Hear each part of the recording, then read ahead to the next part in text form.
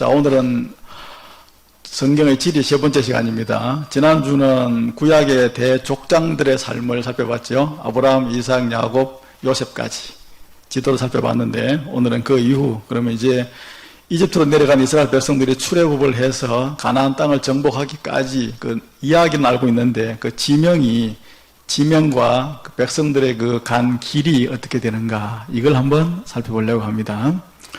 자, 출애굽을 맨 처음에 이제 해가지고 람셋에서부터 시작해요. 이스라엘 백성들이 여기 나일 삼각주 여기에다 살았거든요. 이 중에서도 이 땅을 갖다 고센 땅이라고 불렀는데, 이 고센 땅 가운데서도 이스라엘 백성들이 제일 많이 살았던 곳은 람셋이라고 하는 요 지역입니다.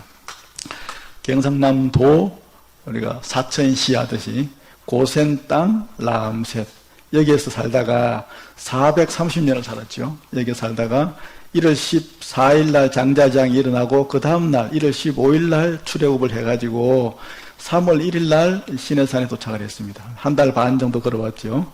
시내산에 와가지고 여기서 한 1년 쭉 머물렀습니다. 그래가지고는 그 다음 해 1월 1일 날 하나님께서 말씀하신 대로 성막을 여기서 맨 처음으로 건축을 합니다. 자, 그래가지고는 이제 한 달 정도 이제 하나님께서 말씀을 전하신 다음에 2월 1일 날, 성막을 건축한 지 한 달이 지난 2월 1일 날 이 백성들의 인구조사를 합니다. 인구조사를 했다라고 해서 백성민자 숫자를 써가지고 민수기라고 합니다. 백성들의 숫자를 세었다, 이런 뜻입니다.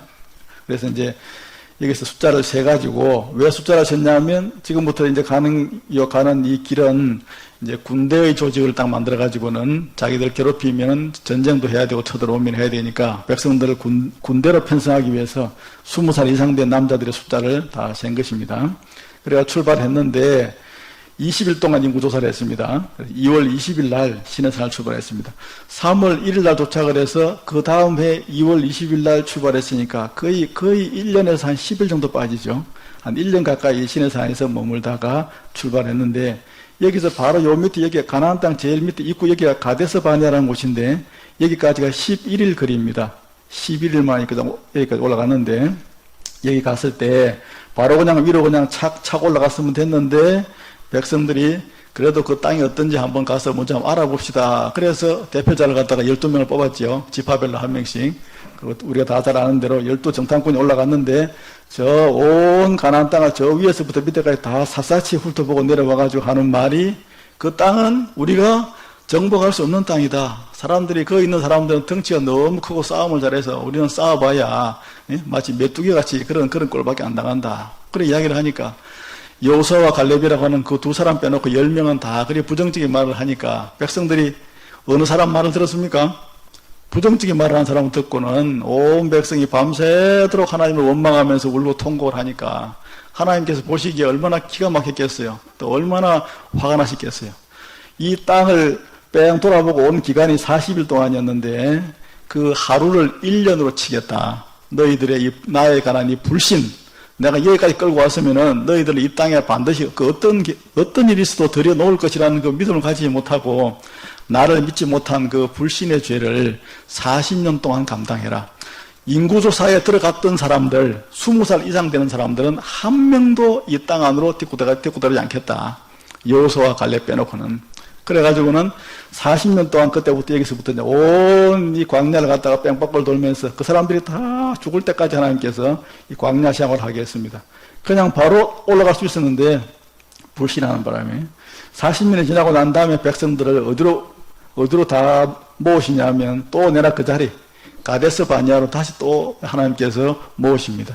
그래서 여기서부터 이제 길이 그 다음으로 못 나아갔으니까 다시 이쪽으로 모아가지고 여기서부터 이제 재출발을 합니다. 40년 후에. 그래가지고 처음에 계획은 여기서 바로 밑에서 위로 바로 치고 올라가는 건데, 요건 하나님께서 안 하시고 어떻게 하셨냐면, 오른쪽으로 돌아가지고 이렇게 사해바다를 치고 올라가서 요단강 오른쪽으로 가서 이 요단강을 건너서 가나안 땅에 이렇게 들어가도록. 원래 계획하고 40년 후의 계획이 틀어졌어요. 이거는 이제 여러 가지 이유가 있는데, 왜 그러냐 하면, 이 가나안 땅이라고 하는 것은 천국을 상징하거든요. 천국을 가려면 반드시 예수님을 믿고 우리가 영적인 몸과 영혼의 세례를 받아야 되는데, 세례를 이 사람들 맨 처음에는 이 홍해를 건너오면서 사람들이 물 밑에서 세례를 다 받았다고 성경에 말씀해요. 그걸 갖다가 세례로 표시하거든요. 그런데 그 사람들이 지금 40년 동안 다 죽어버리고 그의 이때 세례를 받지 아니한 그 이후에 태어난 사람들이 다 만들어졌잖아요. 그 후손들이.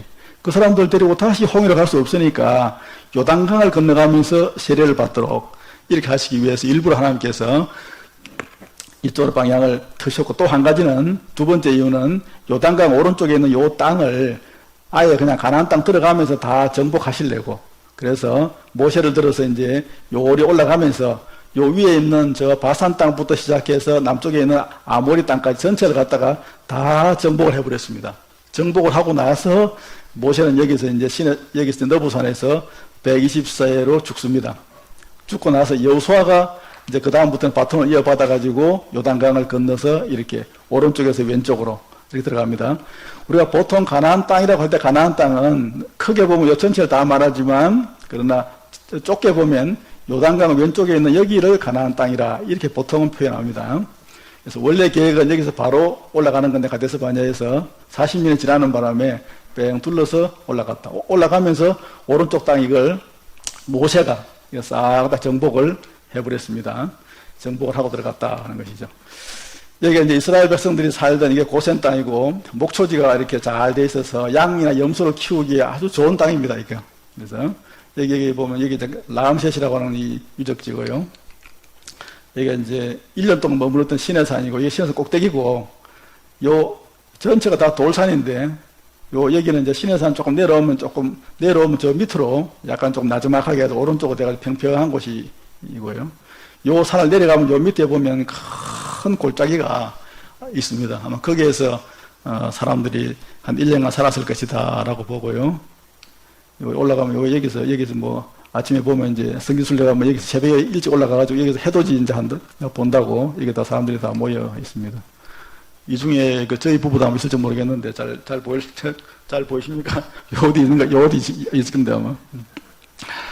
제 꼭대기에 서서 보면 참 저 밑으로 해가지고 그렇게 잘 보입니다만, 자, 여기가 이제 시내산이고요. 여기가 이제 아까 말한 그 가데스 바냐 12정탐꾼을 40일 동안 올려보냈던 그 광야인데, 여기서 저 위쪽으로 바로 쫙 치고 올라갔더라면 금방 올라갈 수 있었던 길이었는데, 뺑 둘러서 40년 후에 이제 요단강 올라갈 때 모세가 죽었던 이제 오른쪽 가나안 땅을 다 정복하고 나서 모세가 이제 마지막 숨을 거두었던 산, 그 산이 너보산인데, 너보산 꼭대기에 가면 이렇게 그 지팡이가 하나 크게 박혀 있습니다. 이게 뱀을 따랐던 지팡이인데, 이거 모세의 지팡이라고 해서 뱀에게 물린 자들에게 뱀의 모양을 저렇게 씌워놓고 쳐다보면 다 살리라라고 했죠. 그 이야기를 근거로 해서 지팡이가 하나 세워져 있고, 이 꼭대기에서 이렇게 가나안 땅 쪽을 쳐다보면서 찍은 사진인데, 요단강이 여기서 요리 흘러가고 있고, 요 건너편 땅 여기가 가나안 땅입니다. 모세도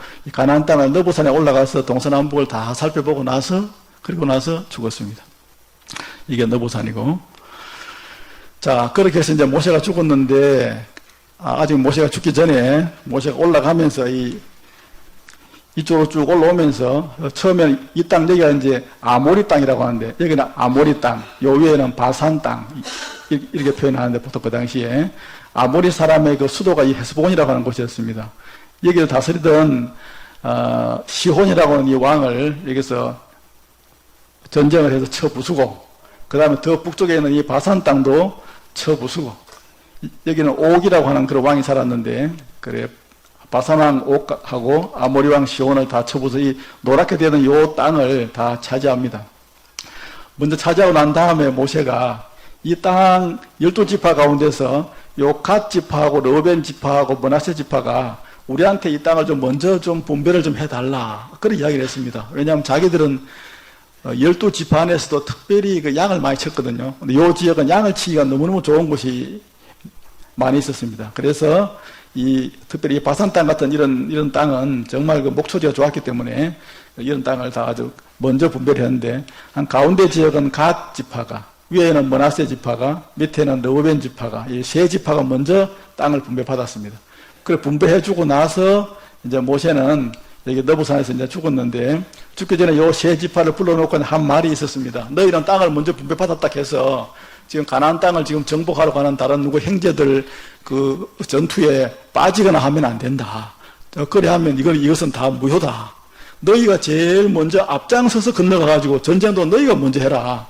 그리 다 하고 모든 가나안 땅 요 왼쪽 땅을 다 정복하고 나거든. 그때 너희가 이 땅에 돌아와서 여기서 이제 살아라.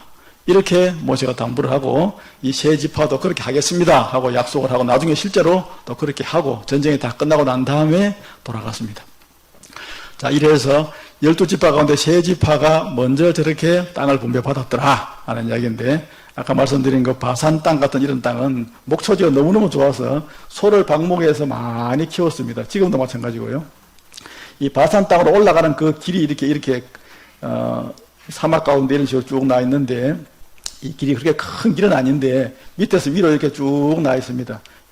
여부터 시작해서 길이 요래서 위로 이렇게 외길로 해가지고 쭉 나 있는데, 이걸 갖다가 무역상들이 다니던 옛날 길인데 그 길의 명칭을 뭐라고 불렀냐면 왕이 다니는 길이다 해서 왕의 대로라고 불렀습니다. 그 대로가 뭐 실제적으로 사진을 찍어보면 뭐 그렇게 대로라고 볼 수도 없고 포장이 되는 것도 아니지만, 옛날에 낙타를 타고 이 길로 위아래로 군사들이 뭐 전쟁하러 다닌다든지 무역상들이 다닐 때 다니던 그 대로가 바로 이런 길이었습니다.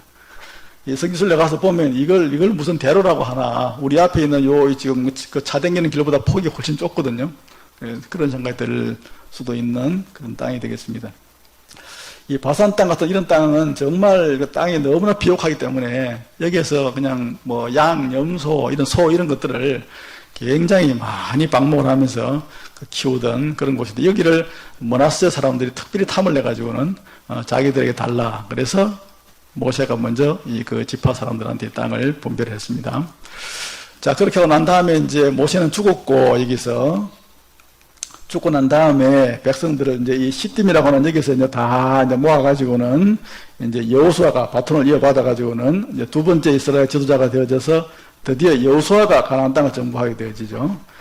여호수아는 이제 우리가 다 잘 아는 대로 모세의 시종이었고, 모세가 어떻게 이스라엘 백성들을 다스리고 지도하는지 잘 봐왔던 사람인데, 이 사람이 드디어 이제 모세의 뒤를 이어서 이스라엘 백성들의 군대를 이끌고 요단강을 모든 백성들과 함께 건너갑니다. 딱 건너가서 제일 먼저 하는 일은 뭐냐면, 이 가나안 땅의 그 당시에 그 세력을 놓고 보면 북쪽이 가장 군사력이 셌습니다. 가장 강했고, 그 다음에 남쪽이 그 다음으로 강했고, 중간 허리 부분 여기가 제일 약했거든요. 그러니까 여호수아가 어떻게 이 가나안 땅을 정복했냐면, 그냥 막 닥친 대로 싸운 게 아니라 한 가운데부터 전쟁을 해가지고 가운데 땅부터 다 차지했습니다. 먼저. 그래 놓고는 조금 더 세력이 조금 더 강한 남쪽을 가운데를 딱 끊어가지고는 위아래 서로 이제 협력이 안 되게 만들어가지고는 남쪽을 점령을 다 했습니다. 남쪽을 점령을 다 하고 난 다음에 그 다음에 이제 제일 강대한 북쪽 이 하솔이 있는 요 지역을 정복을 해가지고 전체를 기본적인 정복을 다 마쳤습니다. 완전한 정복은 아니었고요. 한 80% 쭉 정복한 것이라고 볼 수 있습니다. 중요한 도시, 중요한 마을, 그런 위주 정복을 하고, 세부적인 그 안에 있는 그냥 아주 사사치 다 정복하는 건 나중에 땅 분배받은 다음에, 분배받은 그 지파가 가서 거기서 정복하는 걸로. 그렇게 해서 이제 그 땅을 다 나누어주고, 백성들을 다 흩어보내게 되어지는데, 자, 이 시딤에서 이렇게 이제 출발을 해가지고 요단강을 건너가죠. 요단강 건너갈 때 요단강물이 딱 멈춰져 가지고는 모든 백성들이 그 멈춰진 그 땅과 같은 그 요단강을 건너감으로 이 백성들이 또 강에서 세례를 받는 예식을 치릅니다. 그래서 건너가 가지고는 어디로 가느냐 하면 길갈이라고 하는 곳으로 가죠. 길갈. 길갈에 갔을 때에 여기서 이제 그때가 이제 그 6월절 어간이기 때문에 백성들한테 하나님께서 할례를 행하라 이렇게 해가지고 적지에 맨 처음에 딱 들어가가지고 맨 처음 실시한 것이 전쟁이 아니고 할례부터 했습니다. 모든 군인들한테 할례를 행하라. 그동안 40년 광야 생활하면서 할례를 못 받았으니까 할례를 행하라고 하는 것이 하나님의 이런 말씀입니다. 성인 남자가 할례를 받으면 한 일주일 정도는 꼼짝하지 못하고 들어 누우셔야 되는데, 지금 이 땅이 지금 텅 비어있는 땅이 아니고 여기는 지금 다 지금 이 가나안 원주민들이 430년 동안 이 땅을 차지하고 지금 살고 있었잖아요. 이런 중차대한 시점에 중차대한 그런 순간에 차라리 요단강 건너가기 전에 여기서 했다 하면 몰라도 이 요단강을 건너가고 가나안 땅에 들어갔으면 지금부터는 막 언제 어디서 전쟁이 일어날지 모르는 급박한 상황인데 하나님께서 모든 군인들을 갖다가 다 들어눕혀 놓았다니까요. 전쟁보다 더 중요한 게 있는데 그게 뭐냐. 하나님 앞에서 나의 백성으로서의 정체성을 먼저 가지는 것이다. 내 백성은 할례 받는 것이다. 아브라함한테 먼저 말씀하신처럼 이 가나안 땅은 내 백성들한테 주는 땅이니까 너희들은 내 백성 된 표식부터 먼저 가져라. 전쟁이 중요한 게 아니다. 전쟁이.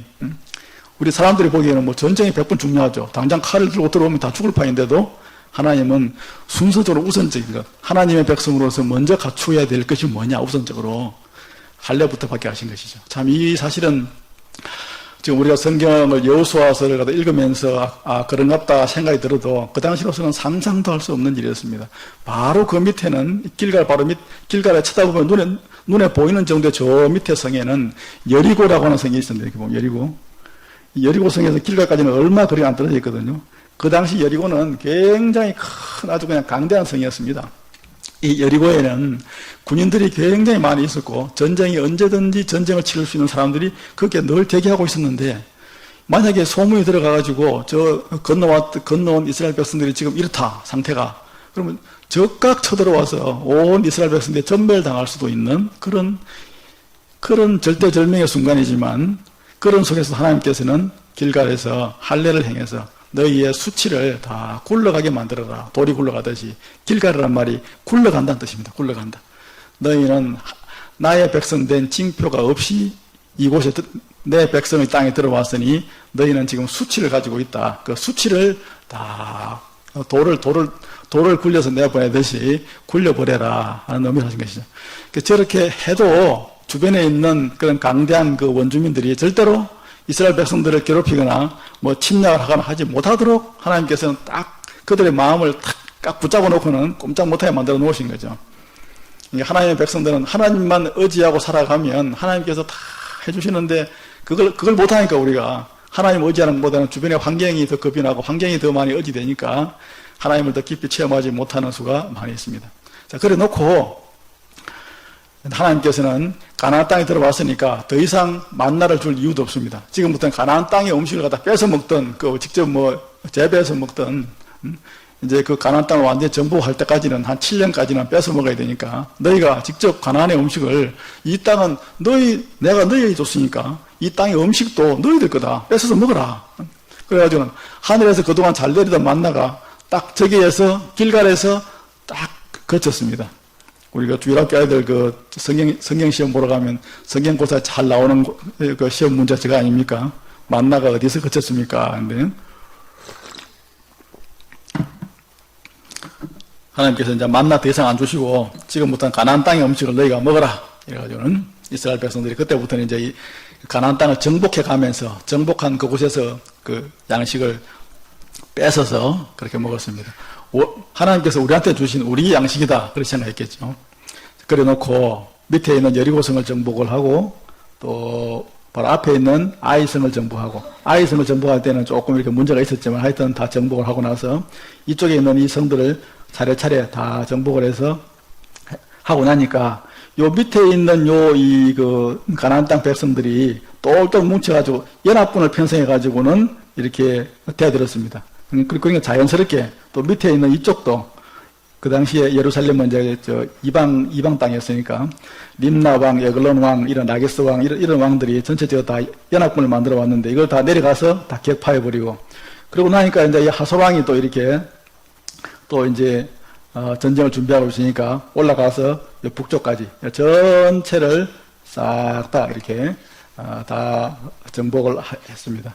요 기간이 한 7년 정도 걸린 걸로 이렇게 계산이 됩니다. 성경에 보면은 7년이라고 나와 있지는 않으나 여러 가지 사항들로 계산을 해보면 한 그 정도, 한 6년에서 한 8년 사이인데 한 7년쯤 걸렸을 것이다 라고 보는 것이죠. 하나님께서 약속으로 주신 땅인데 그냥 들어가면 되는 게 아니라 저곳에 들어갈 때는 들어가자마자 그 입구에서 목숨을 건 그런 할례도 받아야 되고 들어가서 그냥 가서 막 살면 되는 것도 아니고 여러분 하나님께서 약속을 주셨지만은 반드시 뭐 해요?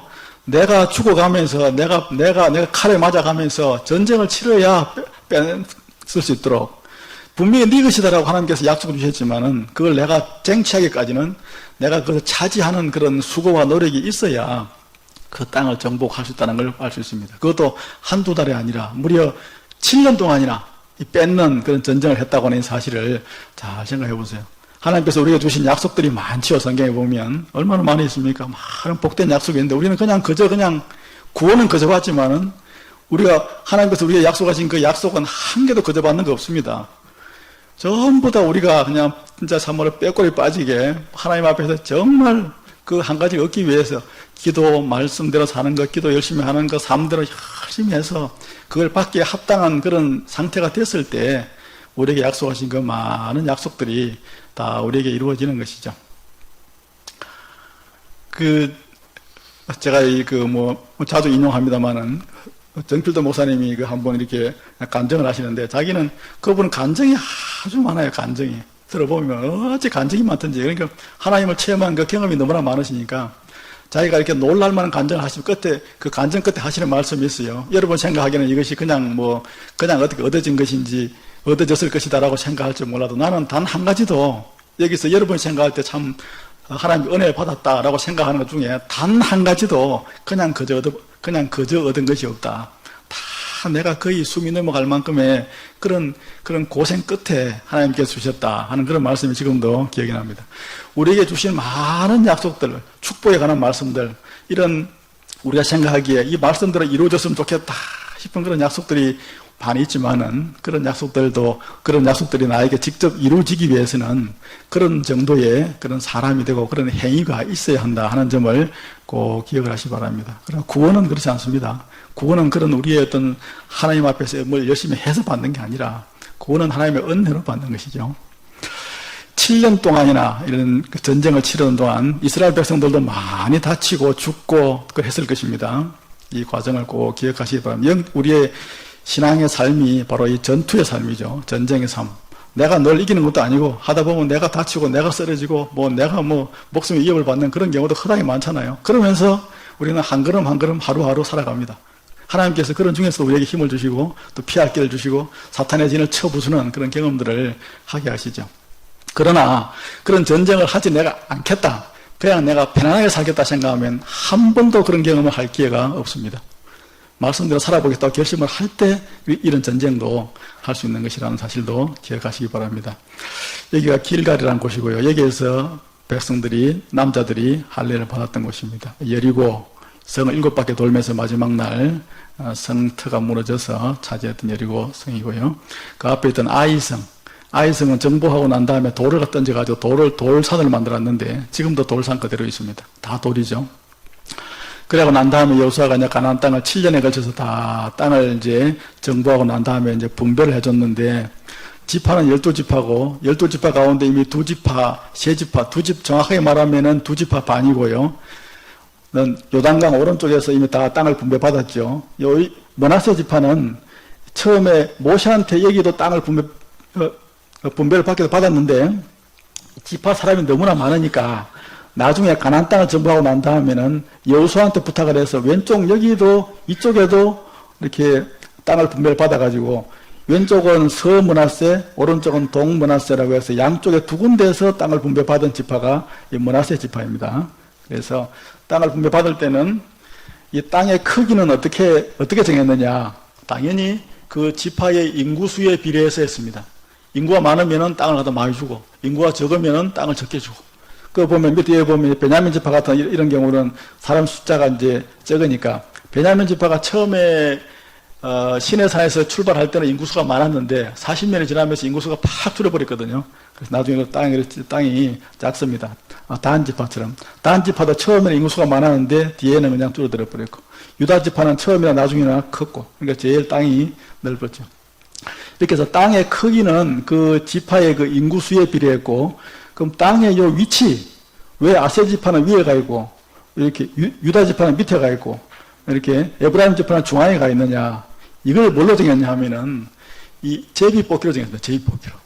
이렇게 제비를 뽑아가지고는 어느 위치로 갈 것인가, 요거는 제비를 뽑았는데, 유다 지파가 제비를 제일 먼저 뽑았는데, 유다 지파가 제일 남쪽 지방, 여기 이 남쪽으로 지파가 제비가 뽑힌 겁니다. 그래서 남쪽에다가 그 지파 크기에 해당하는 만큼의 땅을 하다 보니까 이렇게 땅이 되어졌다 하는 것이죠. 이것은 지파의 위치는 제비를 뽑았고 지파의 크기는 인구수에 비례해서 그렇게 크게 그렇게 나누어졌다 하는 것입니다. 요단강을 중심으로 해서 오른쪽 모세가 이미 살아있을 때 나누어졌고 왼쪽 9지파 반은 여호수아가 땅을 분배해줬다 하는 것, 이렇게만 기억을 해 놓으시면 되겠습니다. 이렇게 해놓은 다음에 특별히 이 전체 다 빼앗아서 나가준 땅 가운데 6군데의 특별한 이 성을 갖다가 지정을 해가지고 이 성은 도피성이다 이렇게 해서 도피성을 갖다가 지정을 했습니다. 도피성. 위치를 보면은 딱 3등분 나누면 가나안 땅 왼쪽에서도 보면은 북쪽, 중앙, 남쪽에 하나씩, 가나안 땅 오른쪽에서 보면은 북쪽, 중앙, 남쪽. 이 골란보다 더 올라가면 여기는 못 살거든요. 너무 높은 지역이 돼서. 그러니까 딱 북부, 남부, 중부, 북부, 남부, 중부인데 이 도피성이 뭐냐? 도피성은 사람을 이렇게 비고의적으로 실수로 다른 사람을 죽였을 경우에 내가 다른 사람을 죽이면 죽임을 당한 그 집안의 자식이나 형제나 친척은 반드시 나한테 복수를 하도록 성경도 말씀하고 있어요. 그렇기 때문에 내가 실수로 죽였건 남을 갖다 고의로 죽였건 사람을 죽이면은 그 사람의 친척이 나를 죽이려고 하니까 그때 고의로 죽은 것이 아니고 같이 남하로 갔다가 이렇게 도끼를 휘둘렀는데 도끼자루에 날이 빠져가지고 날아가가지고 맞아 죽었다. 이런 경우.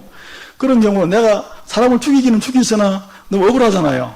그럴 경우에 도망가서 목숨을 부지하라고 만들어 놓은 성이 도피성입니다. 도피성. 그래서 이 도피성이 6군데를 해서 이 중에서 자기가 현재 있는 위치에서 제일 가까운 데로 그냥 도망가면 돼요.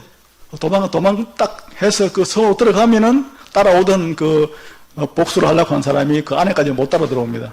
그럼 성 앞에서 다 모든 걸 확인을 하고 난 다음에 내가 이러이러한 일로 살인을 저지르고 도망 중에 있습니다. 일단 그럼 그 사람을 받아가지고는 그 성에서 재판을 합니다. 재판.